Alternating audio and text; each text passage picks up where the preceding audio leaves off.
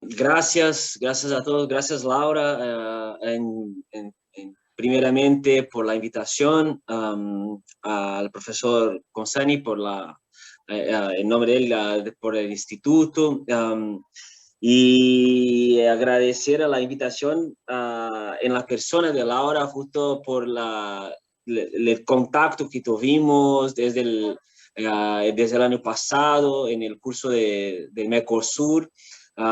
Justo cuando yo volvía de esa experiencia del trabajo en la Secretaría del Mercosur, tuve como un primero intento en la universidad a intentar hacer un espacio de intercambio de la experiencia a partir de una mirada que se desarrolló, se profundizó muchísimo trabajando dentro de la Secretaría Mercosur y dando a conocer un poco agendas, digamos, de la integración regional que no están muy debatidas públicamente y tampoco académicamente. Al menos desde el punto de vista de difusión de la información, obviamente los especialistas, los investigadores, en cada canto hay gente trabajando muchísimo y muy bien cada uno de los temas que están en la agenda Mercosur, pero en términos de conocimiento público y general, fue un esfuerzo de intentar dar a conocer y fue una experiencia, yo creo que la reacción fue muy buena y la participación que tuvimos, la interacción con Laura fue enorme, y entonces, y desde la perspectiva que Laura iba presentando, una perspectiva constructiva y de desarrollo del bloque, siempre me llamó la atención. Entonces, cuando recibí el contacto y la invitación para hacer ese conservatorio acá, fue recibido con mucho gusto, mucho gusto. Y también felicitar por la forma como eligieron trabajar el título, el tema, la mención al título, nuestro proceso de integración ya dice mucho, ¿no? Ya es una apropiación pública, digamos, del proceso y eso es algo que quiero intentar dejar como reflexión al final de esa primera parte de la presentación, esa necesidad del sentido público, de la cosa pública que a Mercosur le falta tanto. Entonces, en ese punto, creo que eso ya revela mucho la perspectiva que tiene el Instituto de Relaciones Internacionales sobre Mercosur y sobre los procesos de integración, sobre los organismos internacionales y de integración. Entonces, creo que eso, de ahí también destacar ese punto. Pero, y quiero también, obvio, saludar a todos los compañeros del departamento, los profesores, investigadores, para compartir ese momento con nosotros. Y, obvio, dejar la expectativa para el final, para poder hacer ese intercambio con ustedes, también aprender mucho desde la perspectiva argentina, los temas que están prioritarios en la agenda del Instituto de Relaciones Internacionales, los temas de investigación que están llevando adelante y todo el intercambio que es tan rico a partir de esos eventos. Quería intentar proponer un par de preguntas, digamos, para reflexionar alrededor de eso y intentar utilizar como algunas reflexiones para la segunda parte que proponía Laura, después intentar avanzar con los temas más específicos de la agenda del departamento. Pero tener algunas preguntas que creo que de fondo que nos ayudan a intentar evaluar, digamos, las luces y las sombras, digamos, del proceso de integración de Mercosur. Y acá creo que intentar preguntarse, después de 30 años de Mercosur, digamos, si hay razones, de hecho, para celebrar la integración. Como decía el director, antes de empezar, los optimistas siguen y los integracionistas siguen, pero seguimos. Hay cosas para celebrar, de hecho, vamos a intentar desnudar eso, intentar trabajar eso con una mirada analítica, intentar encontrar qué hay para encontrar desde el punto de vista de un balance analítico, digamos, de Mercosur. ¿Qué razones tenemos para celebrar y si hay? ¿No? Y creo que eso hay que intentar contestarlo no a partir del legado histórico, no justificando para que 91 fue un cambio de paradigma porque salimos de las defensas y fuimos a la perspectiva de seguridad y pasamos a la perspectiva de cooperación. Eso ya superamos hace 30 años. Pero ¿y hoy? ¿Y cómo estamos hoy plantados? ¿Qué evaluar de positivo en la fecha de hoy, en la semana de hoy, con los 30 años? Entonces, a partir de una perspectiva contemporánea. Pues.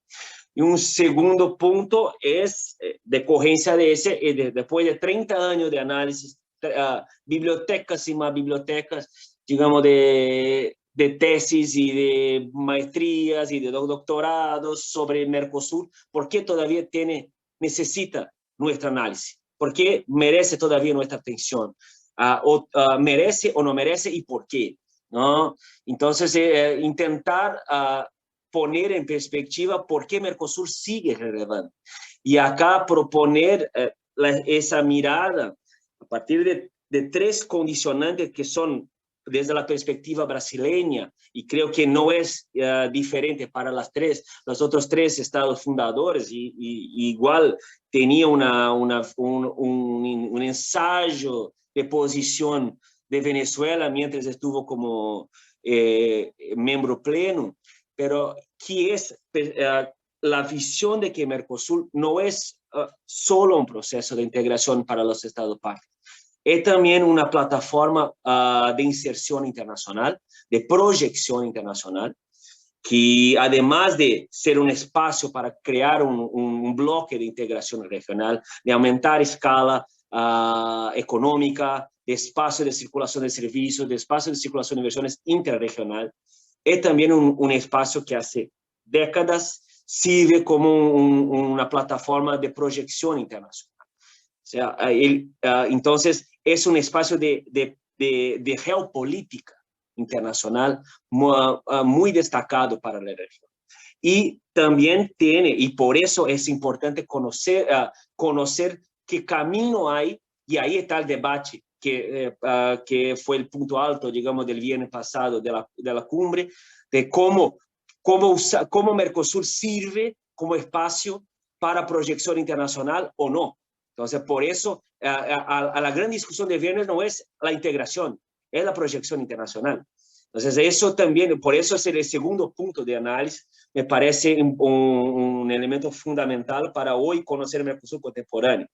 Y tercero, que es una consecuencia de los dos primeros, que es Mercosur como una plataforma de desarrollo nacional.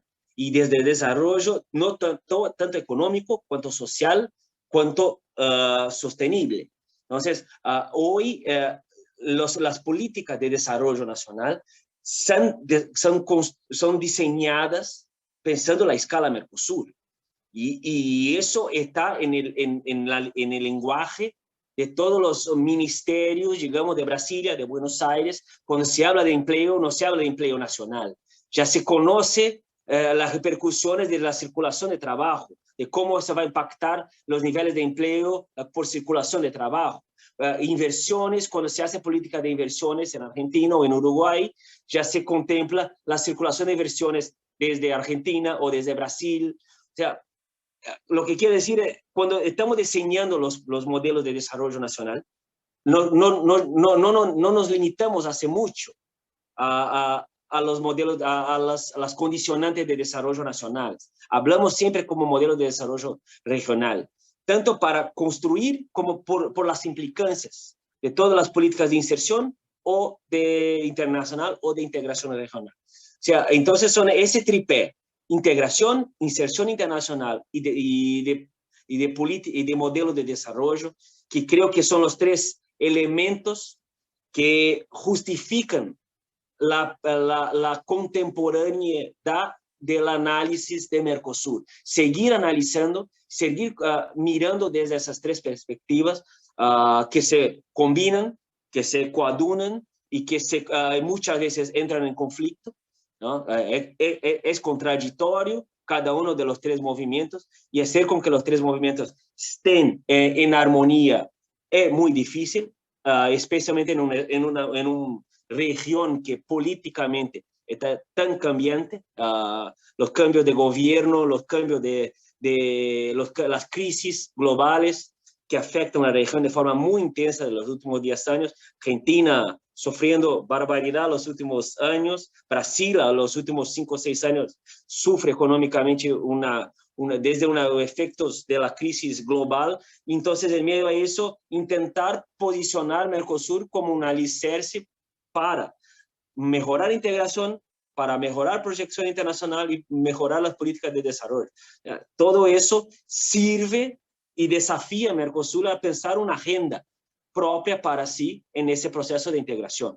Y acá es donde el análisis de esa agenda de relacionamiento externo, de esa agenda contemporánea de Mercosur, pasa, obvio, por la política comercial del bloque, que es un punto que vamos a analizar después más en detalle. Es pensar la política comercial del bloque y en qué nivel la política comercial del bloque está alineada hoy con las grandes demandas regulatorias globales, la nueva onda de regulación, de facilitación de comercio, de inversiones, de servicios, de compras públicas, cómo estamos up to date con la agenda multilateral y la agenda de los grandes acuerdos globales de comercio. Por otro lado, la agenda de relacionamiento externo, que está alineada y identificada con ese proceso, teniendo Mercosur intentando crear consensos y diálogo con hoy tiene como más de 90 países del mundo con quien Mercosur dialoga, que no es poca cosa. Y construir consensos con 90 estados al mismo tiempo, cada uno en su frente, cada uno con su digamos, prioridad, cada uno con sus particularidades, que no es lo mismo negociar con Canadá que negociar con Líbano, que no es lo mismo con Unión Europea que lo es con ASEAN. Cada uno impacta a la economía argentina de una forma distinta, cada uno impacta al capital tecnológico de Brasil de una forma distinta. Pero eso no significa que la agenda de relacionamiento externo está parada. Lo que vimos los últimos 2 o 3 años fue una movimentación muy importante de nuevos acuerdos, los intrarregionales. Acá tuvimos una aproximación con la Alianza del Pacífico que generó una renovación de los pactos de Mercosur con Chile y con Colombia, que establecieron nuevas disciplinas comerciales en la región que todavía no teníamos. Y eso también pasó con la agenda externa. Y acá tenemos las 2 principales negociaciones en términos de modernización del lenguaje, de negociaciones y de las nuevas disciplinas que están con la Unión Europea y Canadá. Con la Unión Europea surgió todo el tema de desarrollo sostenible, que nunca habíamos firmado pactos comerciales con algún tercero involucrando cláusulas ambientales, y por la primera vez lo hicimos.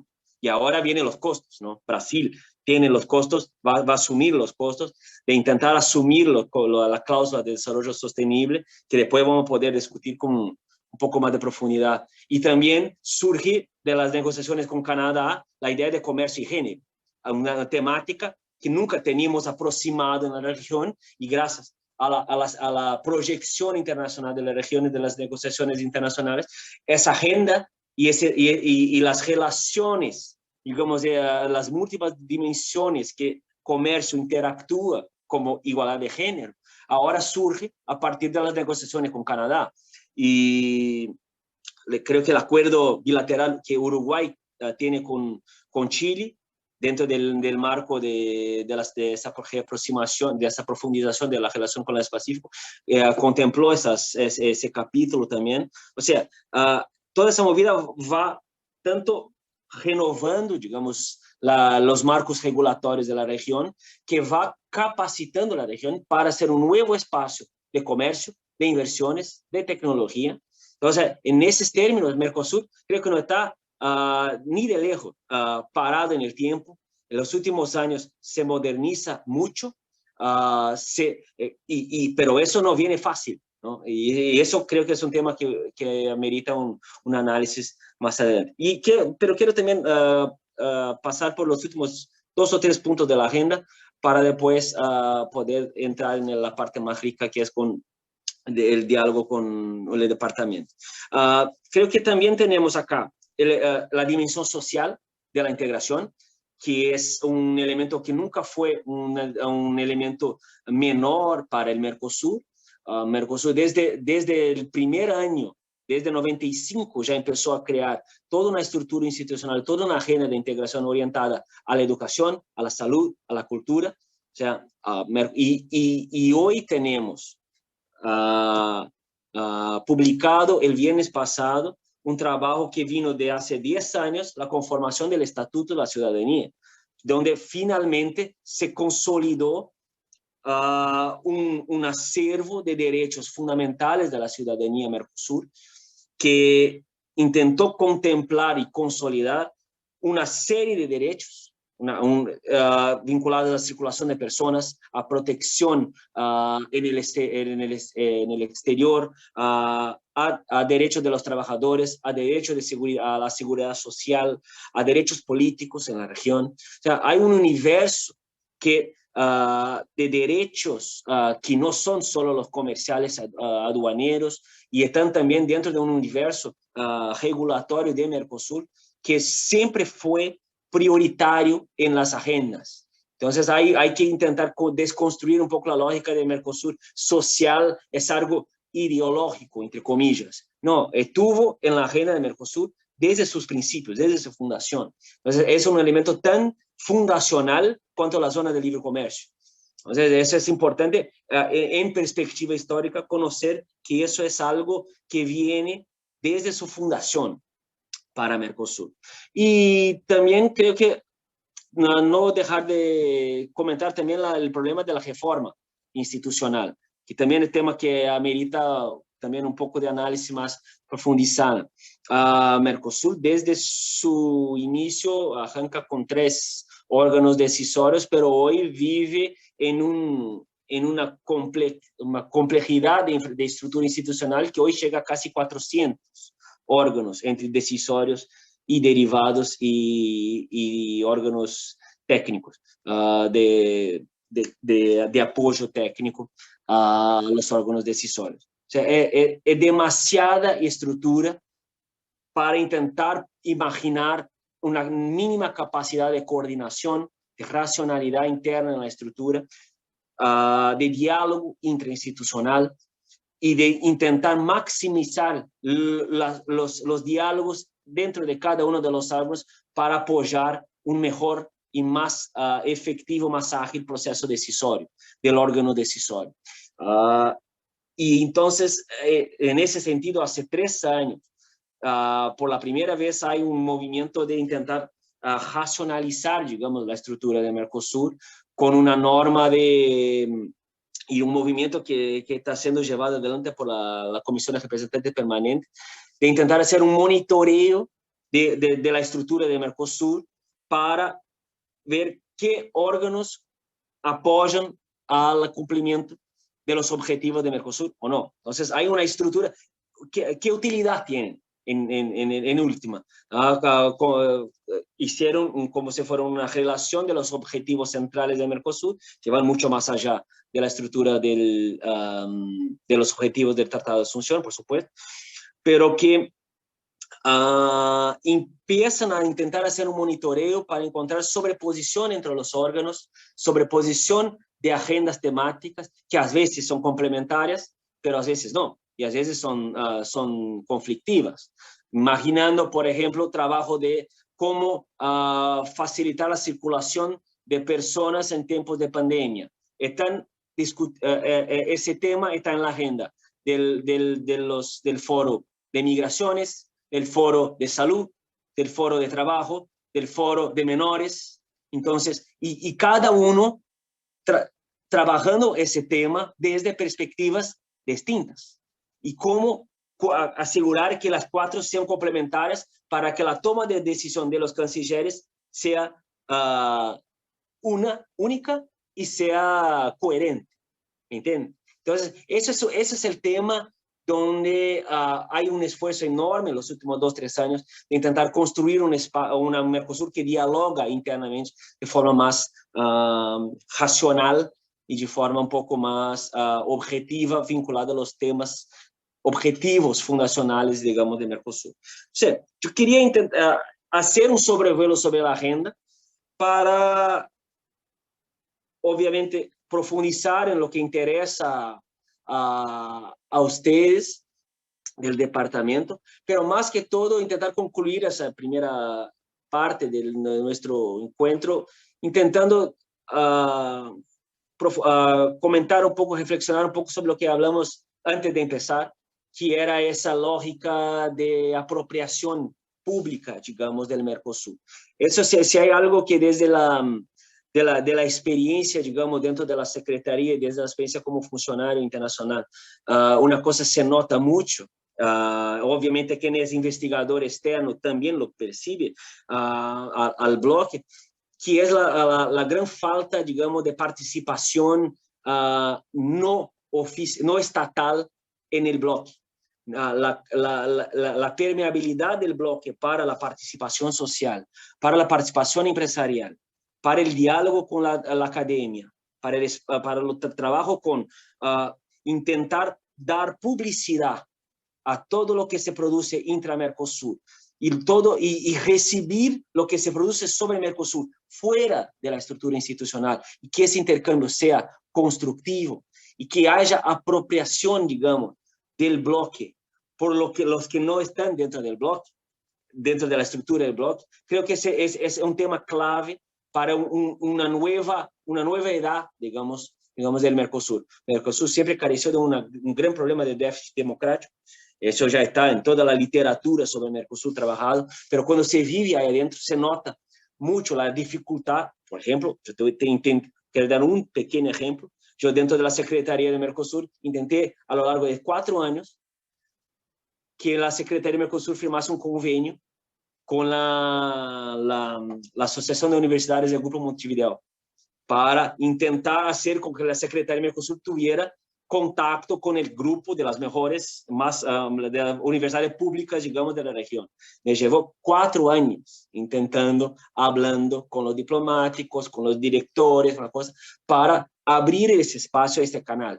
Me decían, no, hay que ver universidad a universidad, quién son las personas, qué interés tienen. O sea, hay un celo, un exceso de cuidado sobre qué se hace dentro del Mercosur, que es una cosa tan fuera, digamos, de una lógica de estados democráticos, de estados que tienen que velar por transparencia, por publicidad, que tienen que trabajar con lógica de participación social, de ganar legitimidad social, empresarial, académica, y no estar constantemente sufriendo ataques por ser cerrado o por no escuchar a la academia o por no buscar ningún tipo de vinculación con la realidad, digamos, de la región. Entonces, eso es un tema que llama mucho la atención, y especialmente porque creo que caminamos hace un tiempo de un mundo post-COVID, donde vamos a estar muy pendientes del Estado y de las políticas públicas. Ya hay un reclamo impresionante del mundo, y acá en la región más todavía, de auxilios emergenciales financieros, de políticas públicas de salud, política pública de empleo y de un Estado presente. Si bien los últimos 2 o 3 años fueron de ataque imponentes, bueno, contra el Estado, para intentar disminuir el Estado, disminuir las regulaciones, privatizar muchas cosas. Al menos en Brasil eso fue muy fuerte. Al menos creo que a lo largo del año de la pandemia tenemos un movimiento ya de empezar a ya intentar reposicionar, digamos, la lógica de volver el Estado y a las políticas públicas al centro del combate a la pandemia. Entonces, en eso, el Mercosur, que nada más es que es la extensión internacional o la extensión regional de nuestros 4 estados, ¿no? ¿Qué posición va a tener Mercosur en eso? ¿Y qué papel va a jugar en eso? No solo en el combate a la pandemia, pero sí en reconstruir una región capacitada para una mejor integración, para una proyección internacional, digamos, bien pensada y con bases de interés nacional o interés regional, interés mercosuriano para eso, y también para potencializar un desarrollo humano, desarrollo social, un desarrollo económico y desarrollo sostenible como un todo.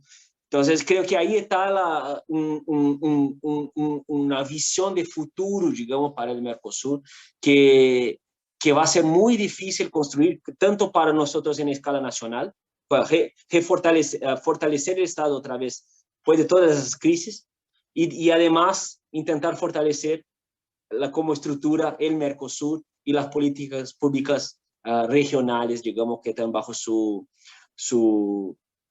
conducción y su pensamiento y su proyección. Yo creo que era eso, Laura, para arrancar, intentar hacer un sobrevuelo y estar ahora para escuchar también un poco ustedes y poder interactuar y profundizar en los temas que más les interese. Muchas gracias por esa primera intervención. Muchas gracias, Marcus. A mí la verdad que, bueno, no es que quiera robar el espacio, ni mucho menos, pero me quedó muy pendiente, me quedé pensando en este observatorio, o sea, en este monitoreo que están pensando, digamos, o este observatorio o este monitoreo de los órganos del Mercosur. Digamos, ¿en cabeza de quién estaría este monitoreo para rever un poco la estructura o rever la coordinación de los órganos del Mercosur? ¿En la Secretaría o se piensa en el Instituto Social del Mercosur, por ejemplo, para que haga esta tarea? ¿O es la Secretaría? ¿Quedaría en manos de la Secretaría fundamentalmente? Hoy, como está estructurado, está con el apoyo técnico y apoyo documental hacia la Secretaría, pero está en cabeza y en manos de los 4 países, de las 4 capitales, digamos, de las representaciones, digamos, intergubernamentales, sea CRPM, sea el Consejo Mercado Común. Entonces, son decisiones de alto nivel político que no están con las estructuras permanentes. No está con el instituto, no está con PPDH, no está con secretaría. Secretaría hace el apoyo para ese tema, hace apoyo técnico y hace apoyo documental para generar los insumos, generar los informes, generar los datos para poder tomar esa decisión. Marcus, me parece importante no debe haber muchos casos, digamos, como vos que combinás la academia, seguís en la academia y los 4 años que tuviste como burócrata internacional, dicho con todo el mayor cariño, digamos, que tuviste en la Secretaría. Qué impresión. Nosotros tuvimos una vez como decimos cariñosamente las Laura, acá tuvimos en la Secretaría Administrativa una visita que hicimos no sé cuántos años hace en Montevideo.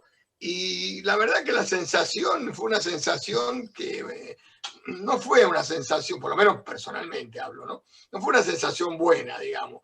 Entonces yo quiero saber de tu experiencia. Para mí es muy importante. No he tenido todavía ni la posibilidad de charlar con un funcionario que nada menos que 4 años, ¿no? Que estuviste unos meses haciendo una pasantía, si no tuviste 4 años. ¿Qué es esa experiencia? Me interesa que hay charles, esa experiencia propiamente dicha. Es un tema todo aparte, ¿no, profesor Norberto? Es un tema aparte de evaluar, es un tema que yo todavía profesionalmente estoy poniendo en perspectiva esa experiencia, pero sí, digamos, tu impresión era una impresión que yo tenía todos los días que yo entraba en la secretaría. Entraba en un edificio antiguo, de 4 pisos, donde se ocupaban para Mercosur solo 2, los demás estaban con otras sedes de otros organismos internacionales, se llama edificio Mercosur, pero es en Uruguay hoy un gran edificio de sedes de organismos internacionales y tenía una ocupación, digamos, un nivel de dinamismo muy bajo en las 3 presidencias que no eran la presidencia uruguaya.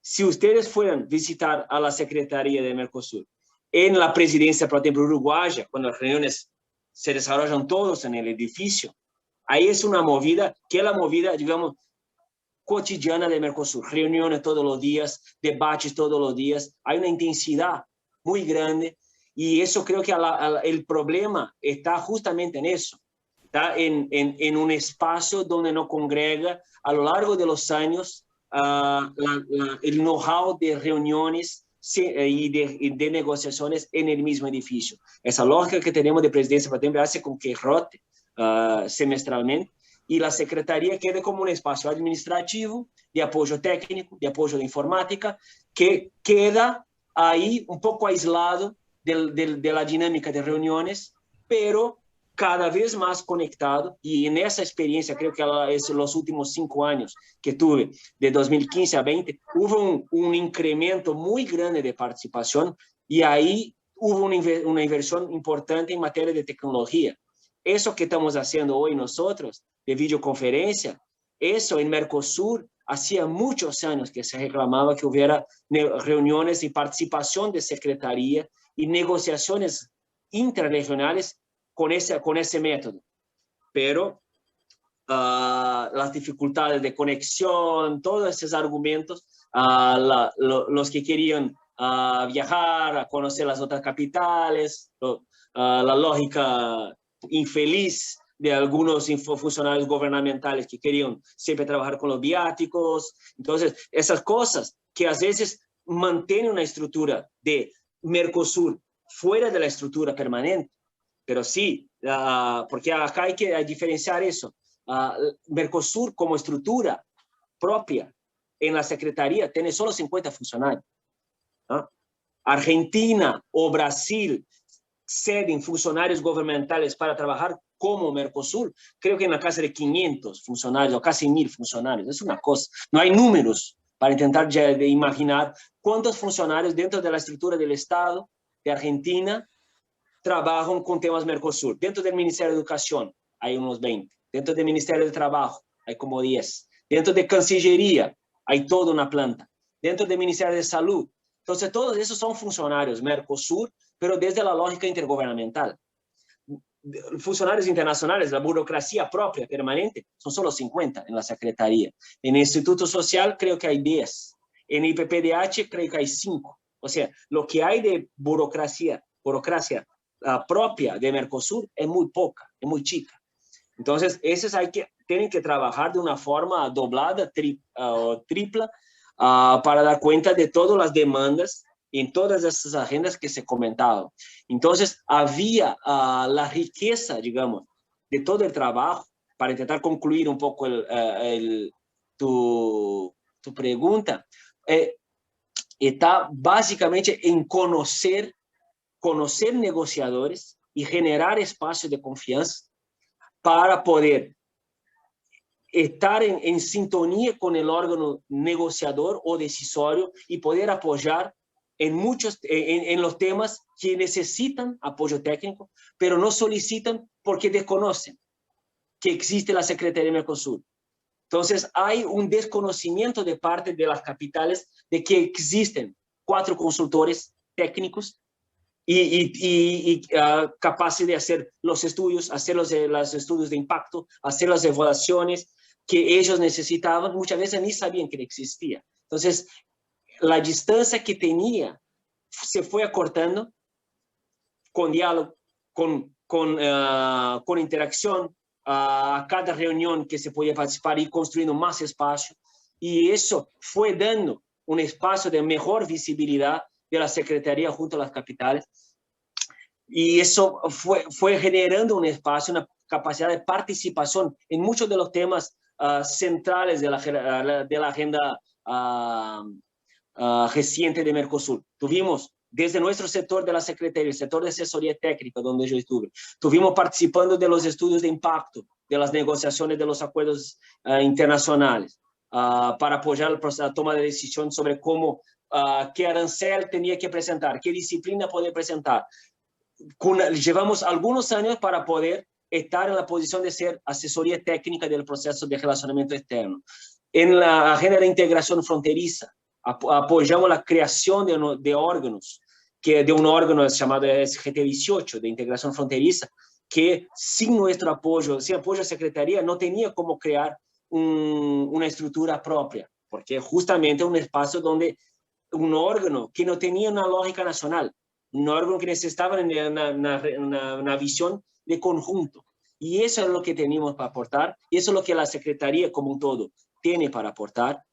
Es un cuerpo de funcionarios que el promedio de existencia dentro de la Secretaría ya pasa de los 10 años, o sea, gente que tiene mucha experiencia, gente que tiene mucha visión regional, más allá de la nacional, que ya se va despegando con la vida en Uruguay, uno se va alejando, digamos, de su nacionalidad de origen y va teniendo esa visión, esa vida de burócrata, digamos, internacional.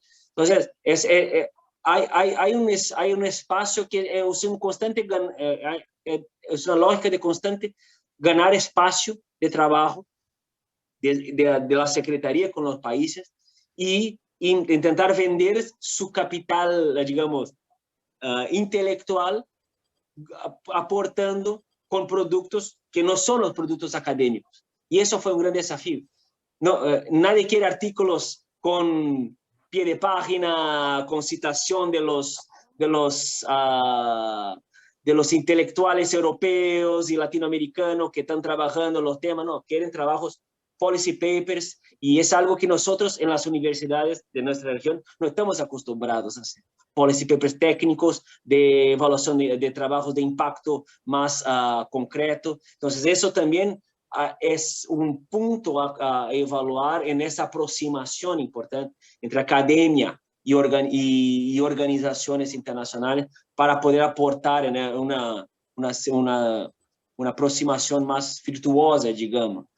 Entonces, intentando cerrar una respuesta muy amplia, pero por eso digo que creo que es un tema en sí mismo, profesor José.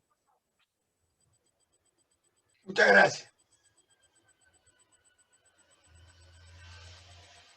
Muy valioso esto, Marcos, muy valioso. Sí, Julia. Bien, buenas tardes, Marcos. Tomo la palabra, Julia Espósito. Marcos, te quería proponer reflexionar sobre el concepto de fronteras en el marco del Mercosur. Tradicionalmente, las fronteras sirven, ¿no?, para delimitar los espacios en que los estados ejercen las soberanías y como espacios de defensa. En los procesos de integración, especialmente en el Mercosur, las fronteras han sido pensadas como espacios privilegiados, como laboratorios para implementar políticas de integración y de cooperación. A mí me interesa un aspecto en particular que es el educativo. El Mercosur desde hace más de 15 años cuenta con un programa que es el de Escuelas Interculturales y Bilingües de Fronteras, que tiene más de 15 años, pero no ha podido, al menos en la frontera Argentina-Brasil, no ha podido extenderse a más escuelas asociadas o a localidades, y hay algunas jurisdicciones en las cuales el programa ya no funciona, desde hace unos cuantos años no funciona más.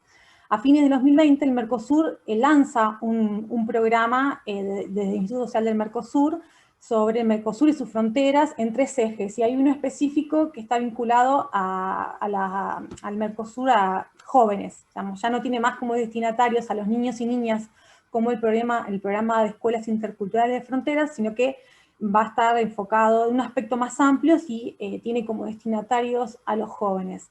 Lo que yo me pregunto, y lo que en realidad te pregunto a vos para que me ayudes a reflexionar, es por qué después de 30 años y más de 15 años de este programa, la cohesión social y la identidad mercosureña se sigue buscando o centrando en el espacio de frontera. Creo que elegiste el tema donde hay mayor cantidad, y eso es mi conclusión y mi impresión de esos años en temas de frontera, y por eso me encantó tanto apoyar la construcción de la SGT-18 en ese momento. Creo que es el espacio donde hay mayor construcción de políticas públicas regionales del Mercosur, está en el tema de frontera. Si hay espacios donde se crearon, y todavía se siguen intensificando, como tu propio relato ahora muestra que se siguen ampliando los proyectos en temas de integración fronteriza, y todos con esa mirada de política pública, digamos, regional, transnacional, pero específicamente regional, es el espacio de fronteras.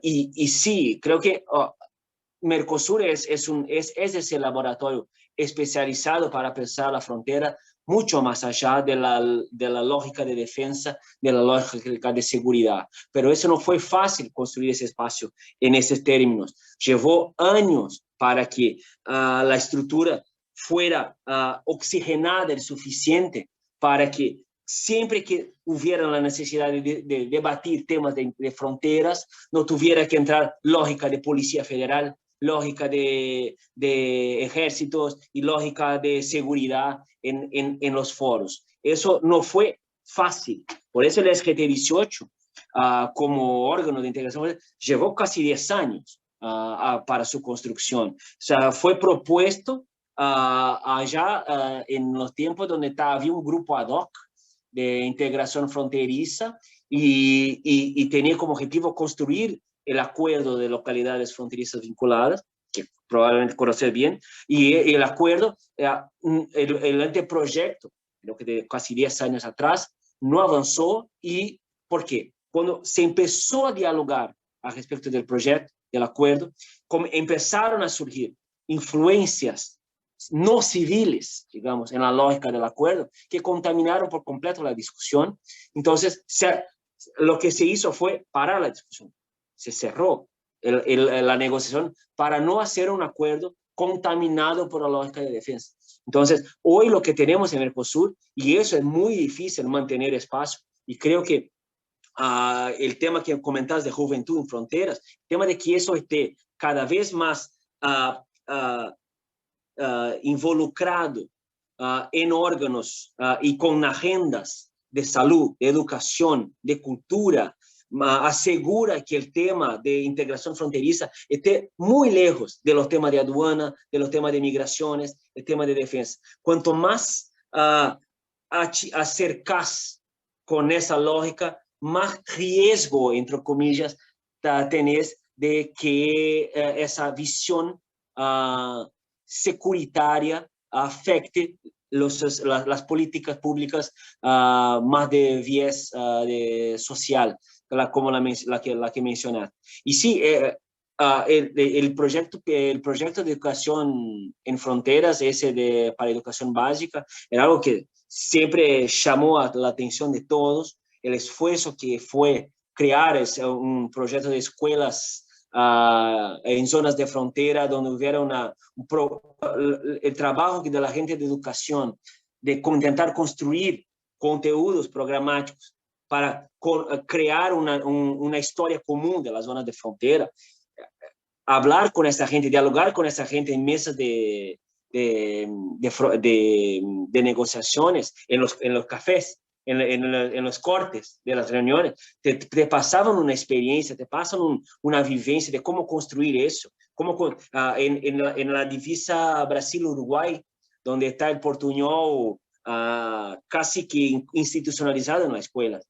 Y eso tratado de manera constructiva, incluso hay gente que está poniendo el portuñol de la frontera Brasil-Uruguay como patrimonio de UNESCO, como candidatura a patrimonio cultural de la humanidad. Entonces, trabajar esas construcciones sociales como algo de la región es algo que Mercosur tiene como una ventaja, como un laboratorio, creo que esa expresión que utilizas, como un laboratorio de experimentos, digamos, sociopolíticos impresionante. Muchas gracias, Marcus. Hola, buenas tardes, Marcus. Buenas tardes a todos.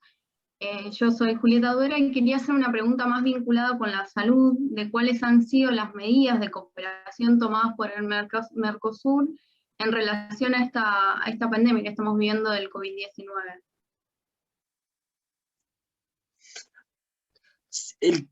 Creo que una evaluación ahora ya un poco más alejado de lo que fue la primera movimentación de Mercosur hacia el enfrentamiento de la pandemia, que fue básicamente concentrada en el primer semestre del año pasado, fue donde se instaló, digamos, los pilares, digamos, de lo que caracteriza a Mercosul ante la pandemia. Tuvimos el proyecto FOSEM, ¿no? Que fue un proyecto que generó un financiamiento de más de 20 millones, digamos, de dólares para intentar construir cooperación en materia de biotecnología de salud. Ese proyecto no es un proyecto menor, si vamos a pensar en escala Mercosur.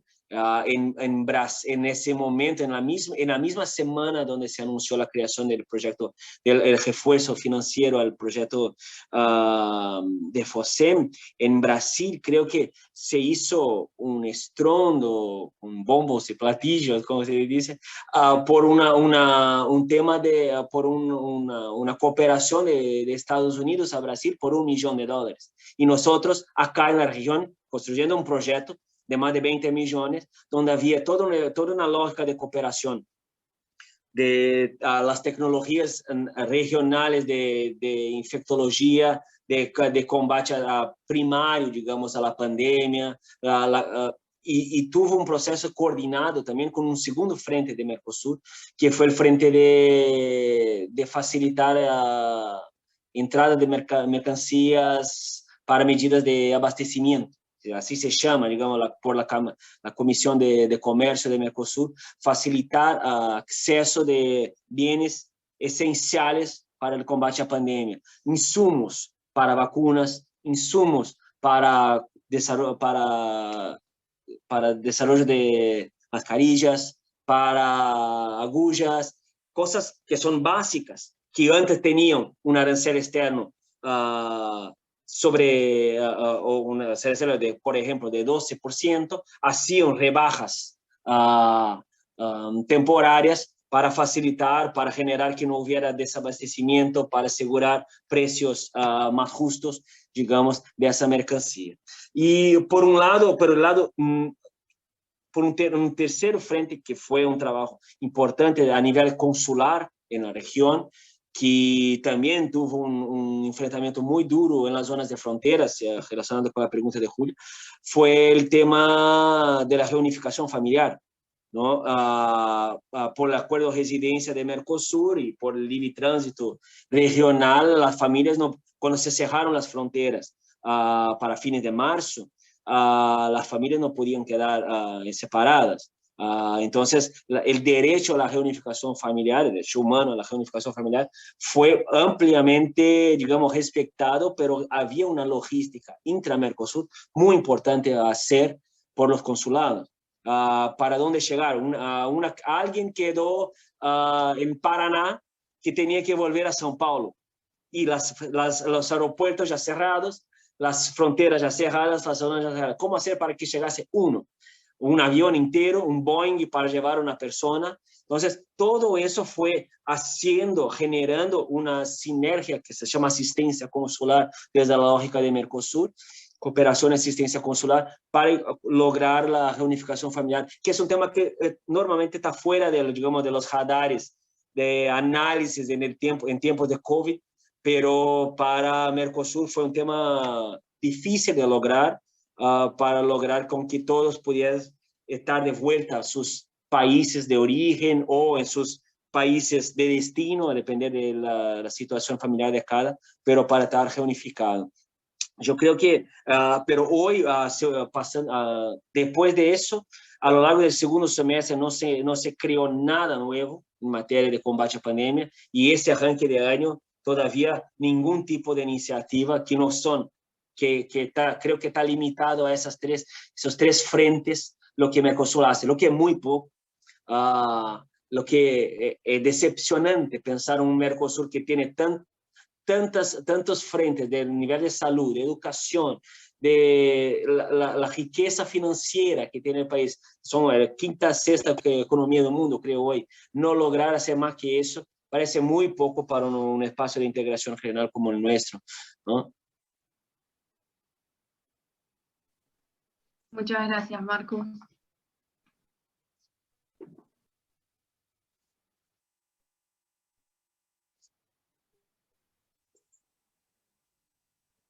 Consulta más general. Mencionabas al comienzo de tu posición que el Mercosur es una plataforma de inserción en base a un modelo de desarrollo, ¿no?, regional. Mi pregunta es la siguiente: ¿existe un solo modelo de desarrollo dentro del Mercosur?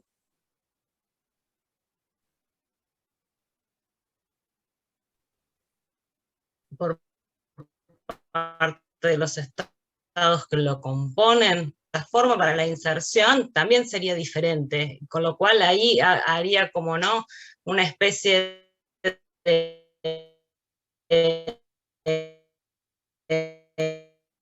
Está cortando. De crujir en cuanto a las coincidencias. Laura, se escucha un poco cortado.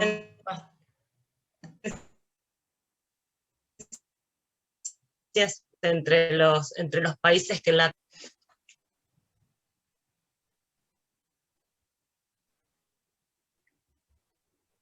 ¿No? Bueno, sino que siga hacer tu pregunta, porque quizás yo no tengo buena...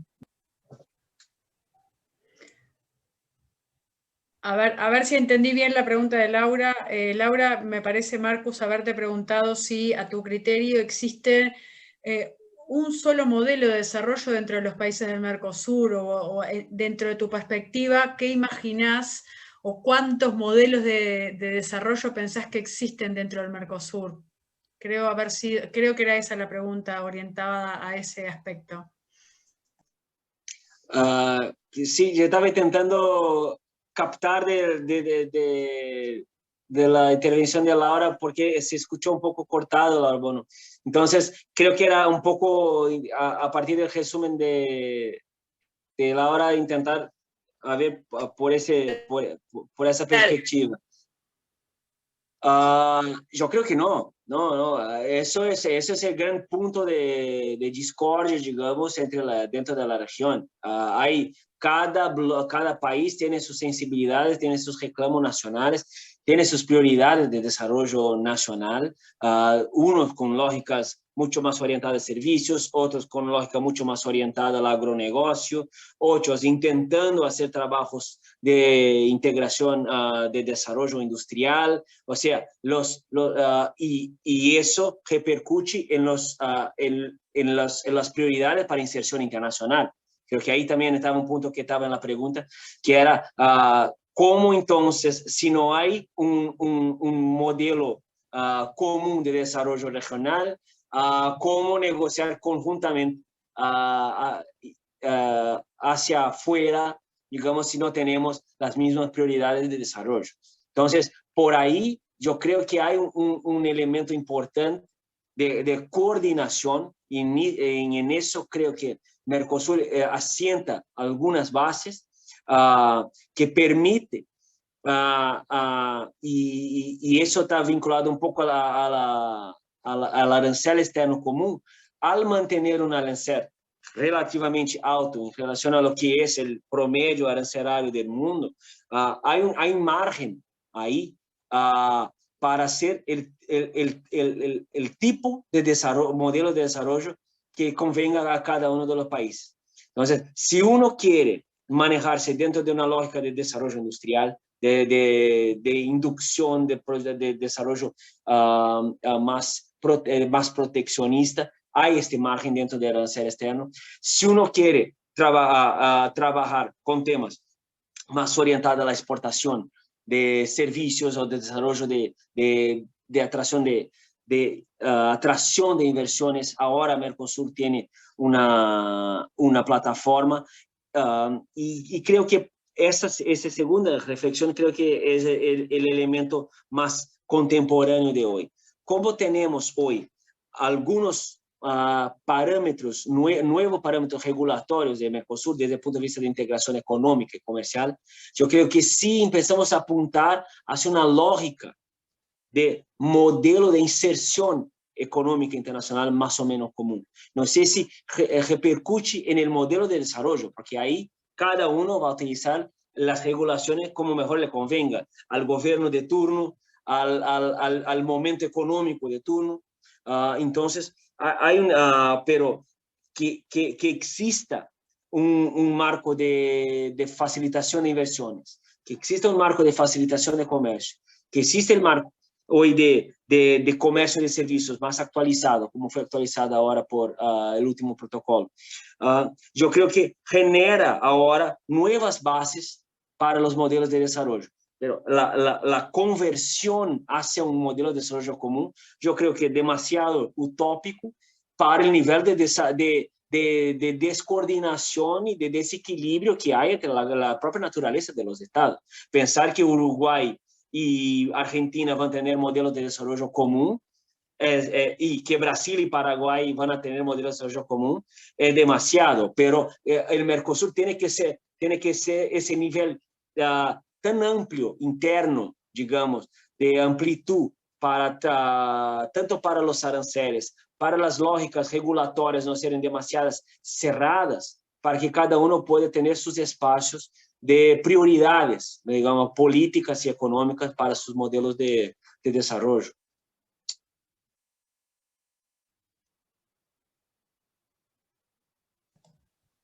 Gracias, Marcos. ¿Se escucha bien ahí? Claro. ¿Qué tal? Buenas tardes, Marcus. Muchas gracias por su exposición. Yo tenía pensadas dos preguntas, pero la primera, que era un poco más relacionada a la parte institucional del Mercosur, un poco habló usted en base a su experiencia y su trayectoria al principio de su exposición.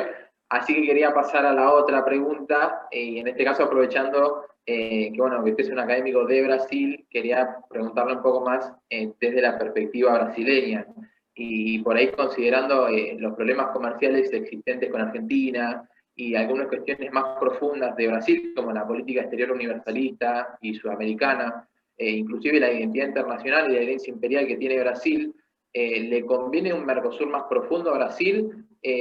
¿Cómo ve usted la situación y la intención real, si existe una intención en la sociedad brasileña, política, académica, empresarial, civil, de profundizar el bloque o continuar manteniéndolo como está actualmente? Muchas gracias. Gracias por la pregunta, Francisco. Yo creo que Mercosur para Brasil y Brasil como un todo es muy diverso. Es muy difícil decir qué quiere Brasil. Brasil es una dimensión así continental a nivel, y de un nivel de diversidad, digamos, de posiciones dentro de cada uno de los estados federados y dentro de cada uno de los sectores, sea sectores empresariales, sea industriales, sea de agronegocio, sea de los gobiernos, sea de cada uno de los rangos ministeriales, digamos, y dentro de sociedad civil y academia, que es muy difícil pensar qué quiere Brasil para Mercosur. Pero sí lo que tenemos, el sector más bien articulado para posicionarse en temas Mercosur, hoy es la CNI, la Confederación Nacional de Industria, y es, en principio, el sector que más trabaja la construcción, digamos, de una voz no estatal dentro de Brasil para el Mercosur. Y todos los documentos que produce a lo largo de los últimos años siempre es una posición constructiva de Mercosur. Jamás se posicionó a nivel de reducir el Mercosur. Nunca se posicionó en términos de retroceder Mercosur hacia reducción de unión aduanera, eliminación de unión aduanera, suspensión de unión aduanera. Eso nunca se leyó, nunca se escuchó de la Confederación Nacional de Industria. Y yo creo que en eso está muy similar a la UIA, ¿no? Creo que UIA y CNI tienen una sintonía en sus posiciones que muestra quién son las fuerzas que hablan junto a los gobiernos en defensa del Mercosur. Porque si vamos en Brasil a escuchar periodismo, a escuchar el senso común, el común y corriente sobre Mercosur, es una cosa, es una cosa. No sé cómo está eso en Argentina, pero Brasil, me gusta asociar a Mercosur en Brasil a Geni. Se vocês se conhecem uma música de Chico Buarque, que é Joga Pedra na Geni, Joga Pedra na Geni. Que é alguém que existe para ser pegada, alguém que existe para ser... y Mercosur está constituida de una manera donde es un ejercicio diario de sectores empresariales, de academia, de universidad. Hay que pegarlo, hay que criticarlo, y no se sabe muy bien desde dónde viene, con qué formación, con qué información viene, pero viene de un senso común. Y en eso creo que por eso la dimensión social, el seguir invirtiendo en dimensión social es tan importante, porque donde tenemos la lógica de ciudadanía regional, donde tenemos la lógica de circulación de trabajadores regionales, donde podemos estar trabajando codo a codo con hermanos, compañeros de otros países de la región, va construyendo históricamente, va a desconstruir históricamente esa visión de sospecha y de resignación con el Mercosur, que no se sabe muy bien dónde viene. Yo creo, no conozco muchas análisis para entender la psicología profunda, digamos, del anti-mercosurismo que hay en la gente, pero es algo que llama mucho la atención. Pero yo creo que en general, siempre que se habla de integración, en Mercosur, hay una primera movida hacia el más integración, excepto cuando llegas a puntos específicos. Brasil tuvo una posición muy interesante, donde cuando era candidato a presidencia, Jair Bolsonaro puso como un tema de su agenda deshacer la patente Mercosur, como si fuera un tema de agenda política. Y de hecho, logró que hubiera un gran debate social al respecto de las patentes Mercosur, como si la gente tuviera que posicionarse contra el Mercosur por una patente, y que la patente era una forma de intentar afectar la soberanía, afectar la seguridad de la información, de la documentación, de la confidencialidad de tus datos. Ahora están siendo, los datos de los brasileños ahora van a los paraguayos y a los argentinos. Entonces, establecerse un diálogo a partir de bases muy duras, muy difíciles de contraargumentar por lo racional, ¿no? Por eso que me fui a las posiciones más institucionales, creo que como lo que hace UIA y como lo que hace CNI, que son hoy creo que un gran aporte, y son estructuras, digamos, de no estatales que hoy opinan y hablan sobre Mercosur de manera un poco más sólidas, y de ellos lo que venimos escuchando, al menos en líneas muy generales, es siempre de defensa, digamos, de Mercosur, de profundizar a Mercosur. Creo que fue el núcleo de tu pregunta, ¿no? De más Mercosur, sí. Sí, muchísimas gracias. Gracias a ti. Bueno, buenas tardes, profesor. Muchísimas gracias por estar con nosotros. ¿Me escucha bien? Te escucho. Muy bien. Hola, José. Muchísimas gracias. Bueno, nada, mis preguntas, tengo dos preguntas para usted, si está amable. Una es más política y la otra es técnica, especialmente porque usted fue parte de la consultoría jurídica y técnica cuando esto sucedió. La primera, bueno, la realidad de Venezuela. Yo soy de Venezuela, vivo en Argentina hace mucho tiempo, pero bueno, la realidad de Venezuela, que es un país donde no existe la democracia, afecta a toda la región, especialmente América del Sur, y también el Mercosur, porque bueno, Venezuela era parte, o es parte, que es parte de mi segunda pregunta, y bueno, el Mercosur tomó la decisión de aplicar el protocolo de Ushuaia, en este caso, que era la suspensión. Por lo cual, la primera pregunta política que le haría es que si a su consideración cree que el protocolo de Ushuaia es suficiente como un instrumento dentro de los países del Mercosur para garantizar la democracia. Esa es la primera. Y la segunda que va en parte de lo que comenté antes, es cuál es el estatus de Venezuela hoy dentro del Mercosur. Si bien tiene el tema de suspendido, eso significa que tiene algunas cosas, que no tiene nada, o sea, ¿qué implicancias tiene este estatus de suspendido en el Mercosur? Muchísimas gracias.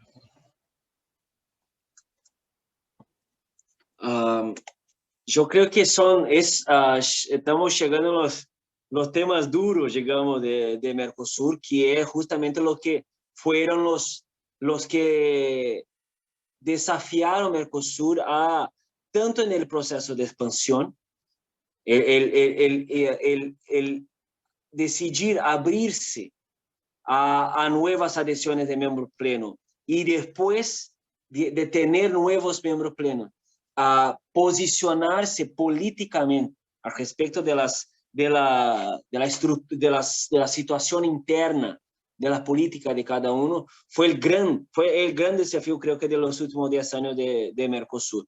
Y Venezuela para eso fue un tema muy duro dentro de las estructuras, dentro de las cancillerías, fue grandes inflexiones en la relación especialmente de Uruguay con los demás. Uruguay por algunos años mantuvo la defensa, digamos, de Venezuela, de la no suspensión, de mantener Venezuela adentro por la lógica del diálogo. Y yo creo que el protocolo de Ushuaia, yo creo como pregunta, y las cláusulas democráticas en general, que Mercosur no es el inventor de la cláusula democrática. La cláusula democrática, como ustedes saben, está en la Unión Europea, está en OEA, está en varios acuerdos, tanto comerciales como acuerdos políticos, está la cláusula democrática. Creo que más que la discusión es si es suficiente, es si es útil, ¿no? para lo que busca, ¿no? Sí, la finalidad del protocolo de Ushuaia no es suspender y afastar, es restablecer el orden democrático. Y en ningún momento, yo creo, lo que vemos desde Mercosur y desde los otros, de los 4 países que están dentro de Mercosur, hay algún tipo de movimiento para apoyar e incentivar a Venezuela a restablecer algún tipo de lógica más condizente con los parámetros democráticos contemporáneos. No hay ningún tipo de movimiento a eso. El movimiento que hubo fue de suspensión, fue de cortar diálogo, fue de cortar relaciones. Entonces, en eso creo que el protocolo de Ushuaia, la cláusula democrática como está pensada, no sirve para nada. Sirve para suspensión y sirve para el aislamiento, ¿no? Y eso fue muy impresionante percibir eso, estando dentro de la Secretaría, cuando vimos justamente el semestre del vacío que hubo de fundamentos legales para lograr la suspensión, que tuvimos ahí un semestre donde se intentó suspender a Venezuela, se afastar a Venezuela de las mesas de negociación por el argumento del descumplimiento del protocolo de adhesión. No sé si se acuerdan. Eso, entonces, Venezuela ya tenía como superado los 5 años del protocolo de adhesión. Entonces, como no cumplió el protocolo de adhesión dentro del plazo establecido, estaría suspendido. Entonces, ahí se notó, en esos primeros 5 meses de intentar encontrar algún argumento legal para la suspensión, que no fuera la de la cláusula democrática, ya muestra que estaban jugando con los argumentos legales disponibles en Mercosur para intentar afastar a Venezuela del bloque y de las negociaciones. Y como eso quedó muy frágil desde el punto de vista de la argumentación jurídica, incluso a lo largo del periodo de suspensión por descumplimiento del protocolo de adhesión, Venezuela inició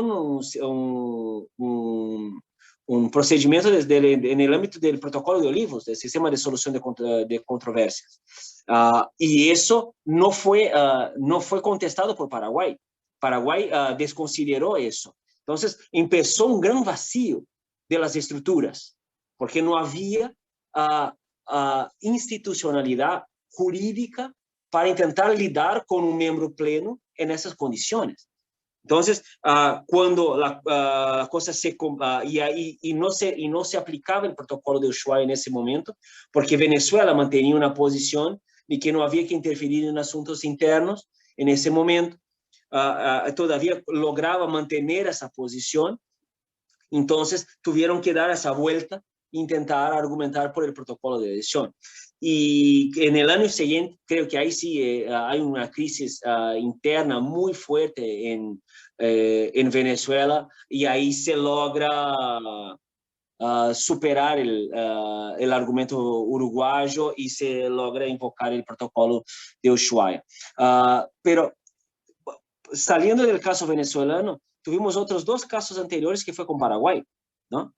Paraguay tuvo 2 veces suspendido, ¿no?, por el protocolo de Ushuaia, y quizás mirar en perspectiva a Paraguay, eso generó mayor calidad de democracia en Paraguay. La primera suspensión evitó que las formas de construcción política de nuestros estados fueron cambiados, fueron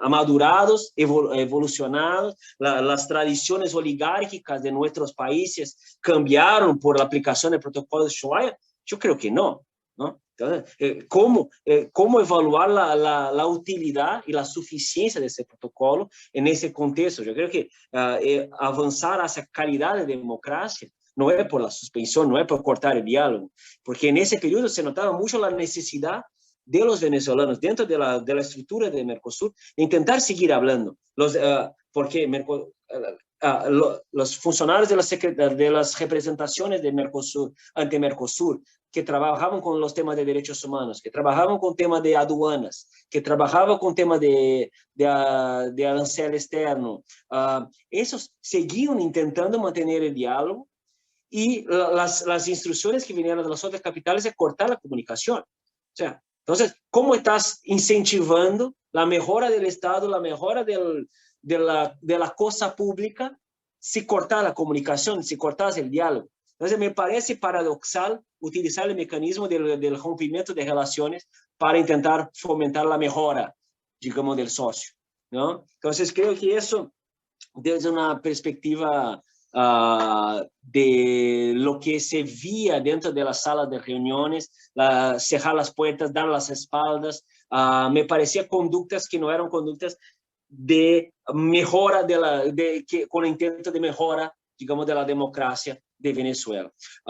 Y hay una repercusión importante que va a ser la repercusión de la inseguridad jurídica cuando Venezuela vuelva, ¿no? Porque no está expulsa, está suspendida, ¿no? En algún momento regresa, y al regresar vamos a tener... Perdón, profesor, justo esa es la segunda pregunta. ¿Qué significa que esté suspendida? O sea, ¿qué tiene y qué no puede hacer en esta posición? En esa posición está suspendida de toda la capacidad de toma de decisiones como miembro, ¿no? Entonces no puede participar de ninguna reunión de carácter decisorio, y ni de la estructura derivada de los órganos decisorios. O sea, no tiene asiento, no tiene derecho de voz y ni de voto dentro de la organización internacional. Entre tanto, en el protocolo de suspensión de Venezuela está el compromiso de los Estados partes de no dejar que el protocolo afecte ninguna persona oriunda del Estado venezolano. O sea, de ninguna forma la suspensión puede atingir a la gente. O sea, venezolanos que están residentes en Argentina, en Paraguay o en Brasil pueden tener algún tipo de tratamiento diferenciado de los estados por ser de un país suspendido. No se cortan los derechos y tampoco está pasando eso desde el punto de vista del derecho económico y comercial. O sea, el arancel sigue, el área de libre comercio o las reducciones comerciales y arancelarias que hubieron entre Venezuela y Mercosur siguen. La suspensión es política nomás. No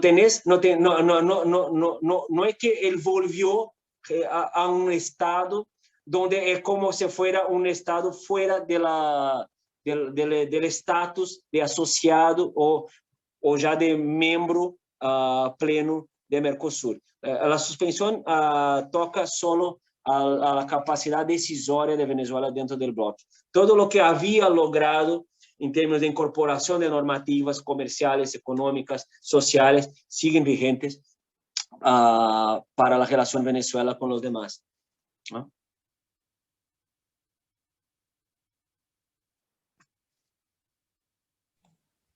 Muchas gracias, profesor. Gracias a ti. Tenemos otra pregunta de Florencia y creo que iríamos cerrando para no abusar del profesor. Bueno, saludos a todos y a todas. Muchas gracias, profesor Marcus, por la exposición muy clara y muy interesante. Yo quisiera consultarle particularmente cuál es su visión o su reflexión respecto al acuerdo Mercosur-Unión Europea, digamos, qué reflexión le merece.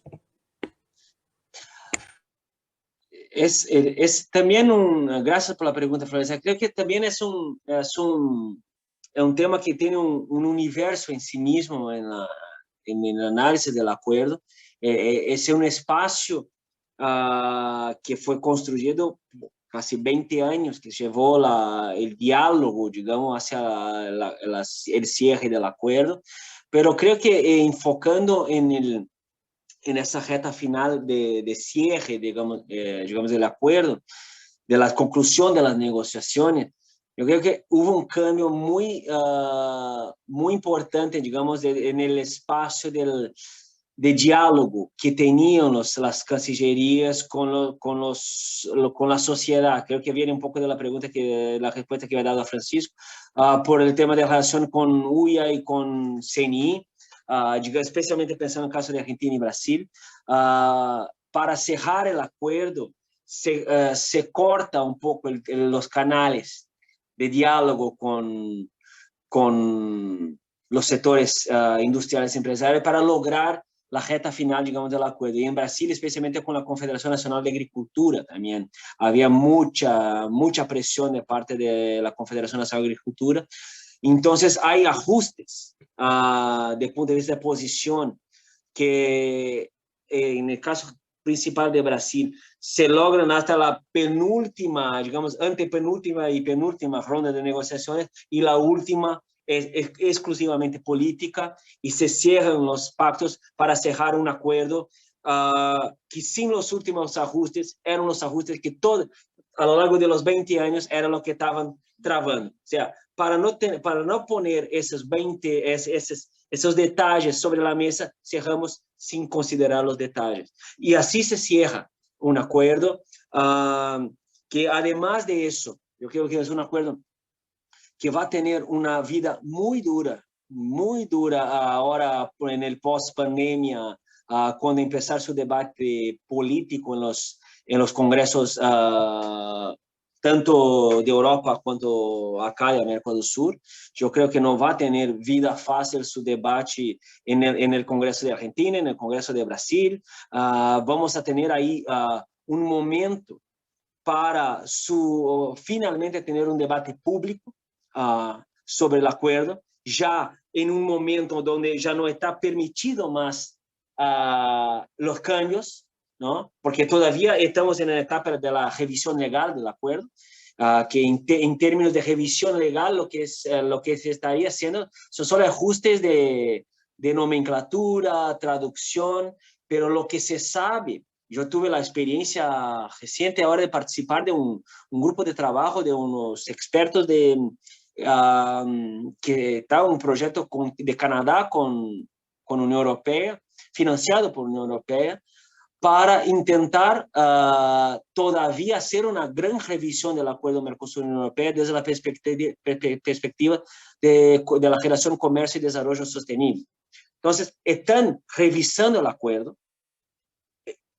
Si bien el acuerdo está dado como concluido desde el punto de vista político, se está todavía financiando investigaciones para hacer la revisión y cambios en los términos del acuerdo para poder hacer ajustes dentro al menos desde la perspectiva europea.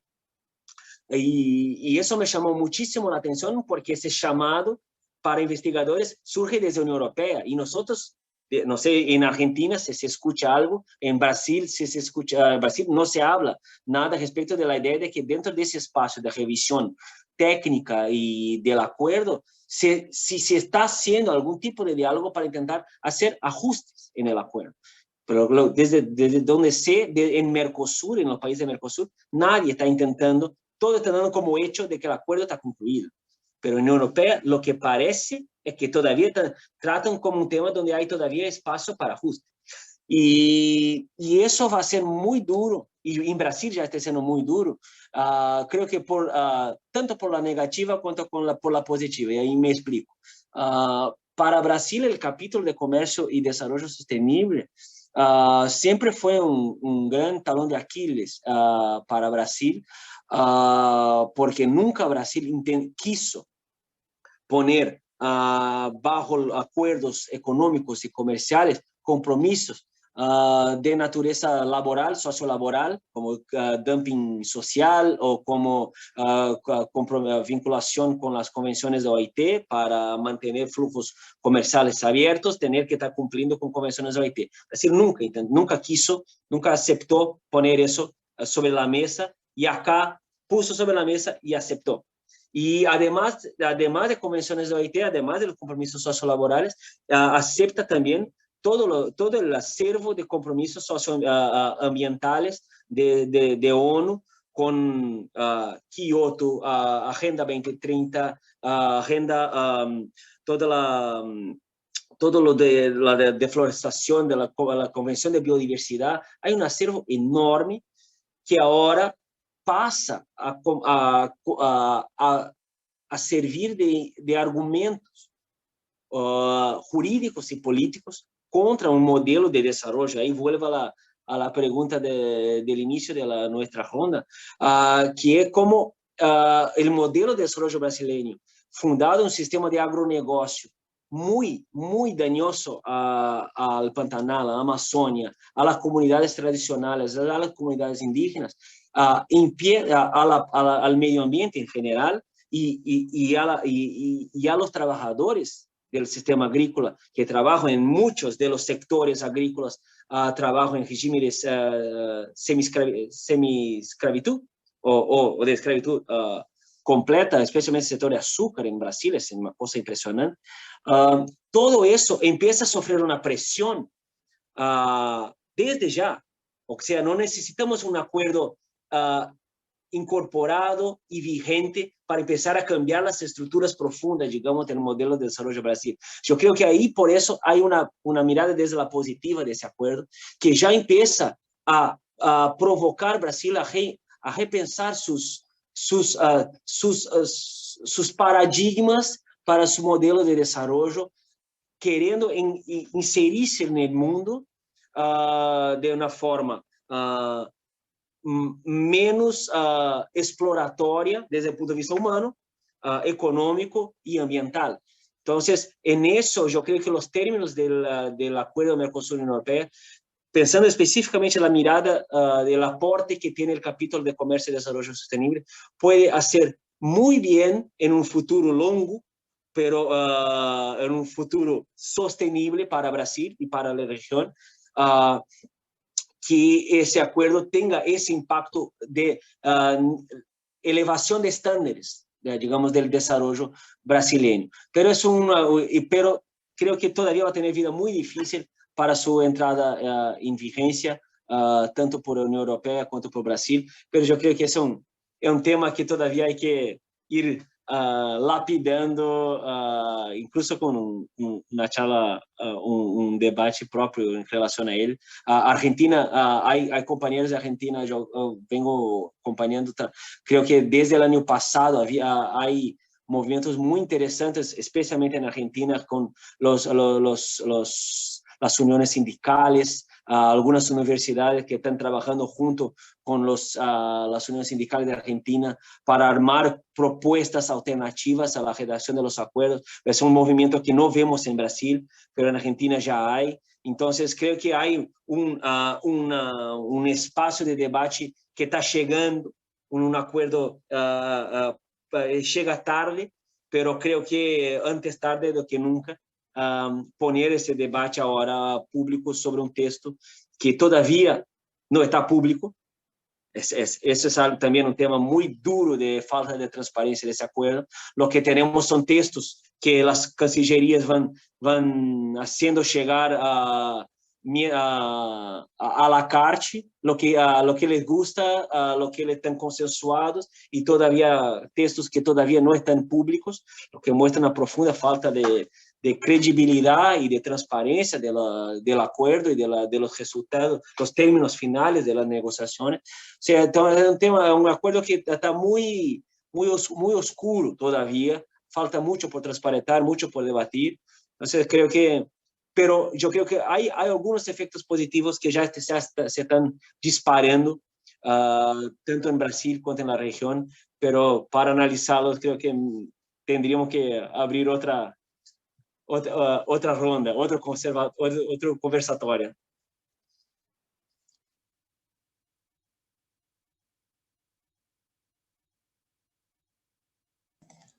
Creo que, bueno, que ya hemos tenido una charla súper interesante, un conversatorio más que productivo. Nos has dejado muchas cosas muchas reflexiones abiertas. Creo que a cada uno de nosotros, este grupo es un grupo que, bueno, hace mucho tiempo, algunos son más nuevos en el departamento, pero algunos hace mucho tiempo que venimos trabajando y bueno, yo creo que en algún momento te lo había comentado también, nuestro departamento creo que se inició allá hace como 15 años, hace más tiempo que existe el departamento, pero hace como 10 años o 12 años, comenzamos a hacer unos informes de integración que, bueno, varios de los integrantes que están aquí todavía fueron trabajando y la verdad que fue un trabajo siempre muy querido para nosotros, que bueno, la verdad que después lo fuimos transformando en otras investigaciones, pero bueno, hay muchos de los investigadores de aquí que han ido profundizando en distintas áreas de la integración regional.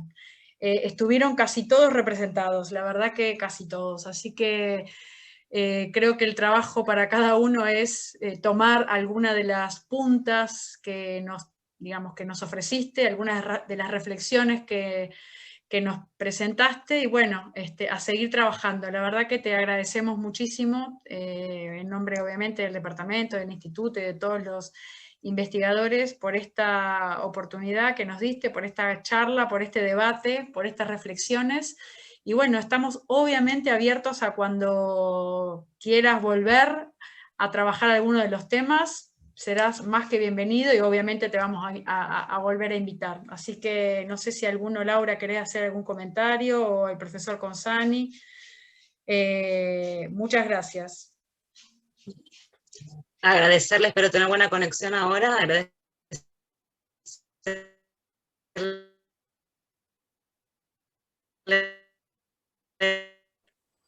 No, desgraciadamente Laura no tenés buena conexión. Bueno, simplemente Marcus. A Marcus ha sobrevolado.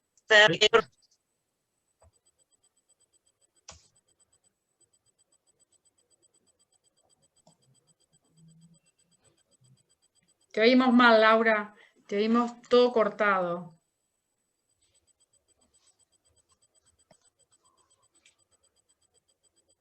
Bueno, Marcus, damos por terminado esto. Verdaderamente estás invitado para próximas actividades, para dar un seminario ya más orgánico dentro de nuestra maestría, incluso dentro de nuestro doctorado, porque vos sos doctor también. Así que vamos a tenerte en los próximos tiempos con alguna participación ya más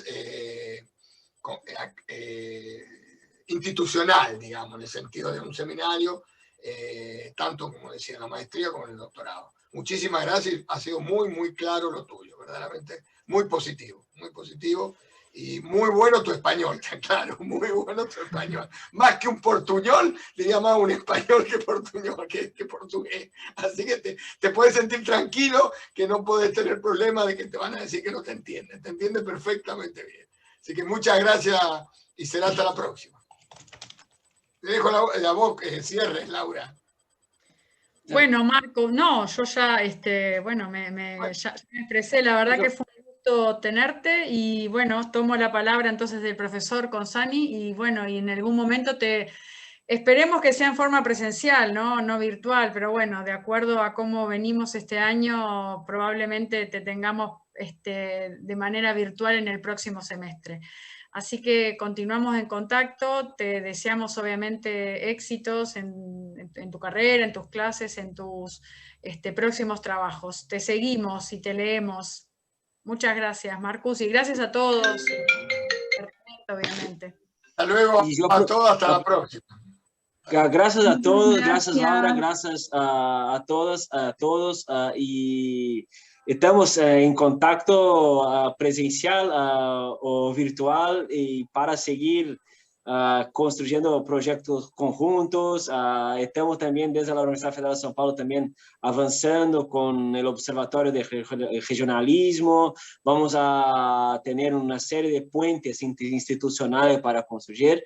Entonces, creo que usamos eso como un inicio de una relación profesional importante para todos nosotros. Entonces, saludos y felicitaciones a todos. Gracias, Marcus. Gracias a todos. Chao, chao. Muchas gracias. Muchas gracias, Marcus. Y a todos, buenas noches. Gracias por participar. Gracias, Laura. Buenas noches. Chao.